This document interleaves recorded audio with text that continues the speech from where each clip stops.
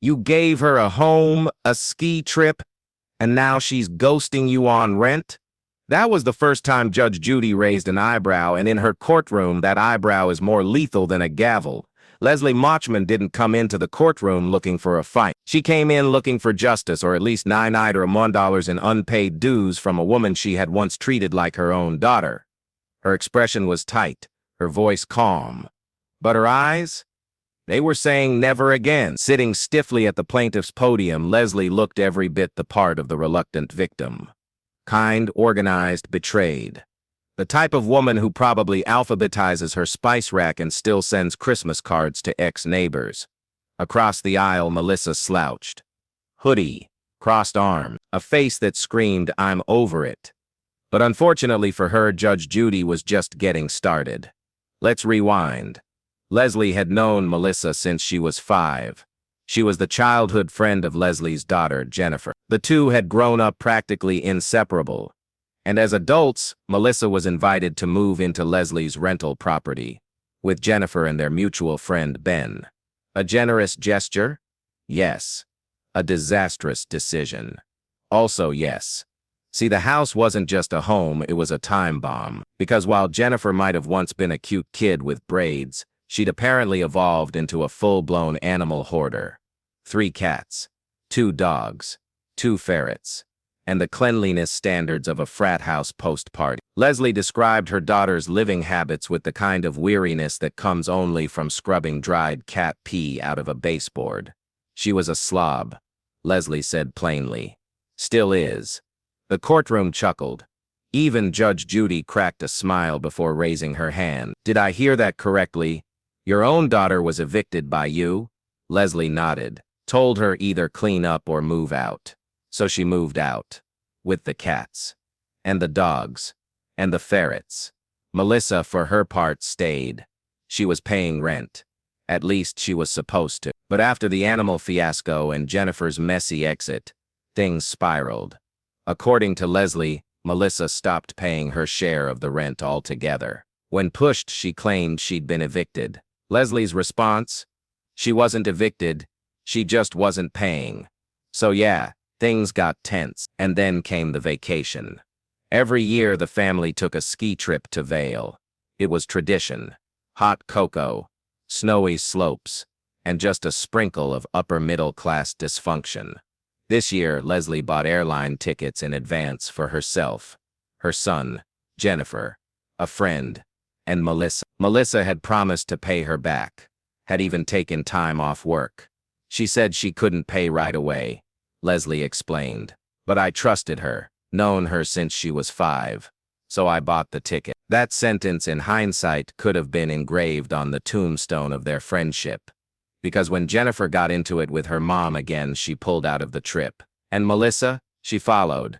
She said she wouldn't go if Jennifer wasn't going. Leslie. At this point, Judge Judy leaned in slightly. That look of, oh, this is about to be good. Melissa's defense. Jennifer flip-flopped. First she was going. Then she wasn't. Then she was again.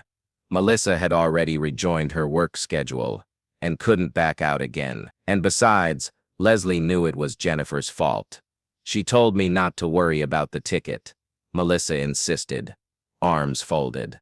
Leslie's eyes widened. I said it wasn't refundable, and that she could still use it later. Because here's the twist. The ticket was in Melissa's name. Non-refundable, but reusable. So she could go, just not then. Leslie couldn't use the ticket, couldn't sell it. And now she was out $262 on top of the $60.39 in rent. Judge Judy blinked slowly. So, let me get this straight, she said, voice razor sharp. You were invited on a ski trip, couldn't pay for the ticket. Promised to pay, didn't pay, didn't go, still kept the ticket. And now you think you don't owe anything? Melissa shrugged.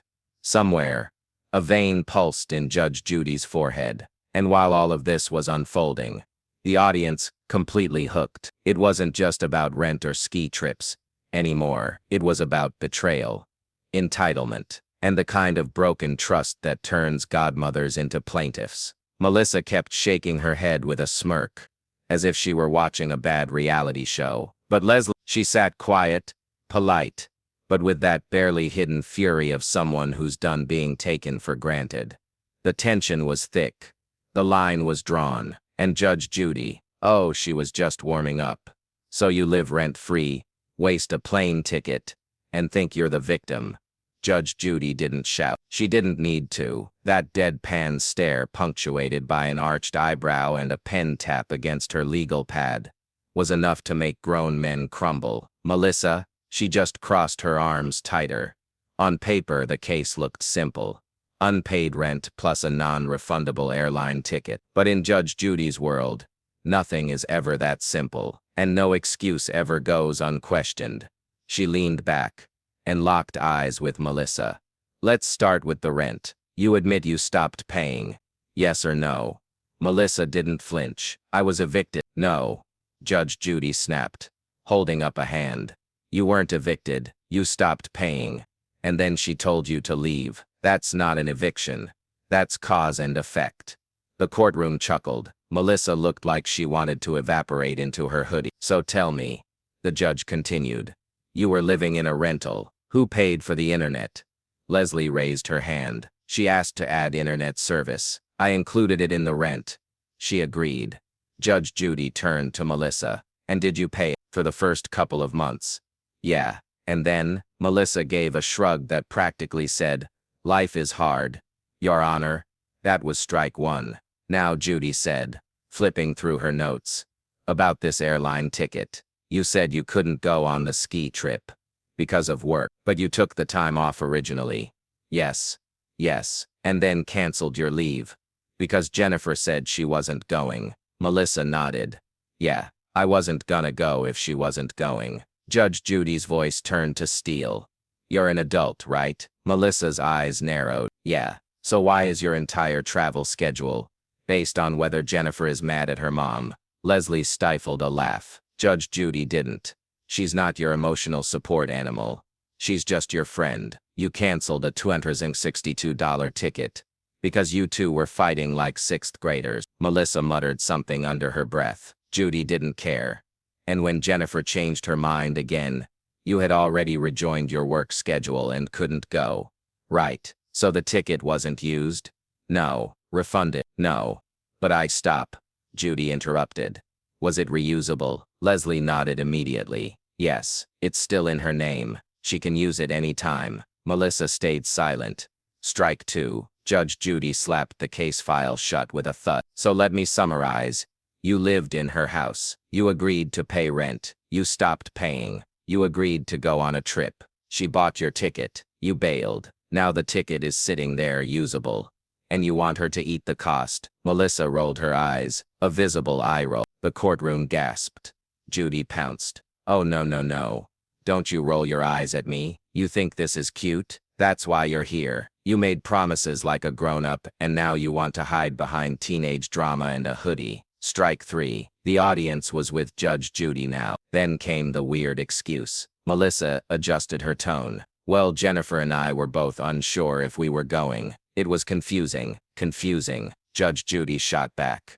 Confusing is IKEA instructions. You made a commitment, then bailed when your ski buddy ghosted you. Leslie jumped in, voice tight. And she still has the ticket. I told her use it whenever you want, but I paid for it. And I want my money. Judy gave her a nod of respect. You're right. She doesn't want the trip. She doesn't want to pay. She just wants to hold the golden ticket. Melissa tried to interrupt, but Judy raised her palm again.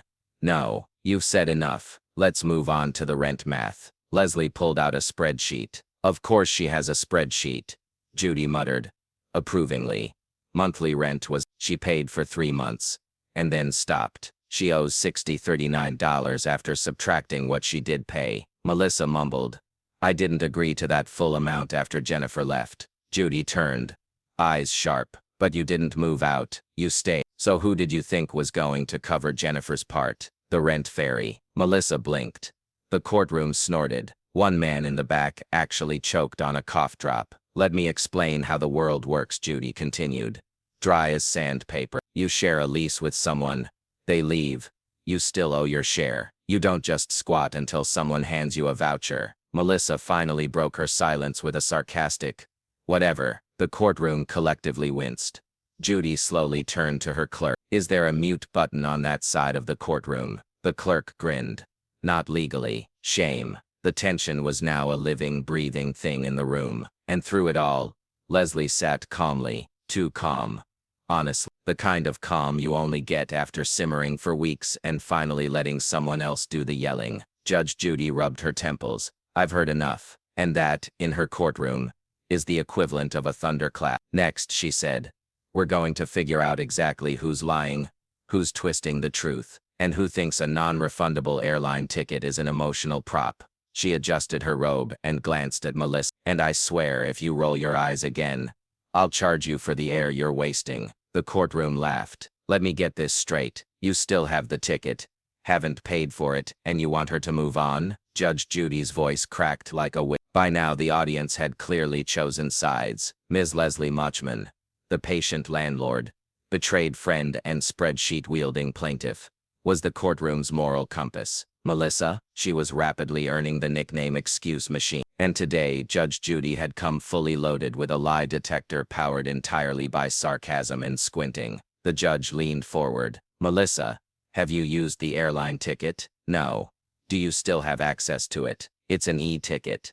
"So, have you offered to reimburse Ms. Motchman for it?" Melissa gave a classic Gen Z shrug. "I mean, it wasn't my fault the trip fell apart." Judge Judy's nostrils flared. You could practically hear the internal scream. "You weren't paying rent.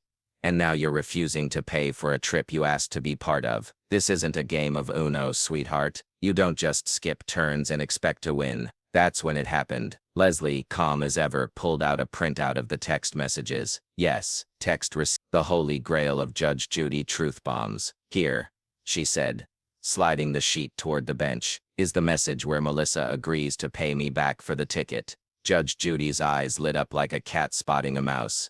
"Oh, we love receipts in this courtroom." She scanned the texts aloud. "Thanks for buying the ticket. I'll pay you once my first paycheck comes in. I promise I won't leave you hanging." Judge Judy looked up slowly. "Melissa, did you write this?" Melissa was cornered. "Yeah.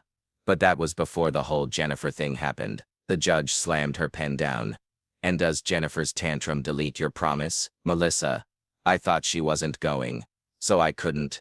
Judy cut her off, raising a finger. "Stop. You're not getting a second season on this soap opera. The bottom line is, you asked her to pay for your ticket, said you'd pay her back, and then ghosted her." The audience collectively nodded like a Baptist church choir. Then came the moment Judge Judy lives for. "Melissa, you knew you still had the ticket. It was in your name. So even after all this, after the cats, the rent, the Jennifer drama, you could have still used it, or given her the value back. But instead you sat on it like a squatter in a ski jacket." Melissa fumbled. She said, "I could use it later." "Oh, how generous of you to use something she paid for without ever paying her back." Judy wasn't just upset, she was disgusted.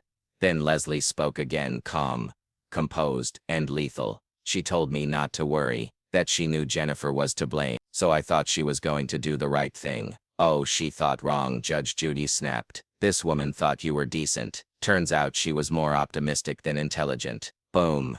Even the cameraman flinched. Then, as if fate wanted to add insult to injury, Judy asked one final question. "Melissa, what happened to the pets? The cats, the dogs, the ferrets?" Melissa blinked. "What? Your friend Jennifer's pet collection? What happened after she left?" "I think her boyfriend took them." Judy looked at her. "You think? You lived in a house that smelled like a barn fire, and you're telling me you don't know what happened to the animals?" Melissa shrugged again. Judy tapped the desk once. "This isn't a guessing game. You want to act like you're not responsible for anything. Rent? Not your fault. Ticket? Not your fault. Pets? Who knows?" She paused.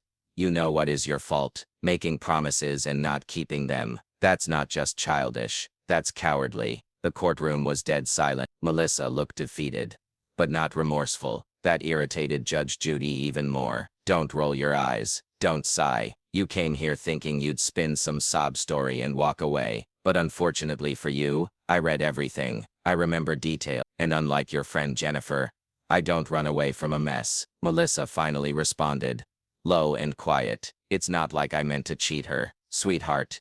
Judy replied coldly. Cheating doesn't always require intention. Sometimes it just requires selfishness. Boom. Truth bomb detonated. At this point, it wasn't even about the money. It was about principle, about respecting boundaries, and about not treating generosity like an unlimited credit card. Judge Judy picked up her gavel slowly. This was a test, and you failed. But before the verdict, she added one more sarcastic gem. You want my advice? Next time someone offers you kindness, don't show up with drama cats and a broken promise. The audience loved it. Melissa sat frozen. She looked like a woman finally exhaling, after months of emotional weight. And Judge Judy, she was ready to deliver her final blow. You don't get reimbursed for broken promises. You get sued for them. Judge Judy's voice was low, sharp, and fine. The kind of tone that says this conversation is over, and you're not walking out as the hero. Melissa didn't respond. She didn't need to. Her body language told the whole story. Slouched shoulders, eyes glazed over, arms folded like a teenager who'd just been told to hand over her phone. This was no longer a defense. It was defeat. Ms. Machman, however, sat up straighter. It wasn't pride. It wasn't smugness. It was relief. After months of being manipulated, ignored, and treated like an open wallet, someone was finally calling it what it was: disrespect with a receipt. Judge Judy lifted the papers again. The rent spreadsheet. The texts confirming Melissa's promise to pay for the airline ticket. The timeline that proved this wasn't a misunderstanding. It was a pattern. She tapped the papers on the bench like a drum roll. So here's how this is going to go, she began. Her voice cool, collected, but unmistakably stern. You agreed to pay rent. You didn't. That's $6,399 owed. Melissa blinked but said nothing. You agreed to pay her back for a $2062 ticket. It's in your name. You can still use it, but you didn't pay her back. That's your debt too. Another beat of silence. Judge Judy turned to Leslie, who was still remarkably calm. And you, she said, you gave someone a home, a trip, and trust. What'd you get in return? Cats, excuses, and an unpaid bill. The audience chuckled. Even Leslie gave the tiniest smirk. Judy then turned fully to Melissa. This was it. No more lifelines. No more loopholes. The total judgment is $901 in favor of the plaintiff. Gavel. Slammed. Boom. Done. Melissa didn't speak. She didn't protest. She didn't even make eye contact. Just that blank stare. Like someone who knew they'd just been roasted on national television with zero comeback. Judge Judy leaned back, delivering one last verbal body slam with a flick of her pen. You don't borrow love, you just lose money. It landed like a punchline, except no one was laughing, because everyone knew that line was truth. Then the judge tilted her head slightly and delivered her final shot of courtroom philosophy.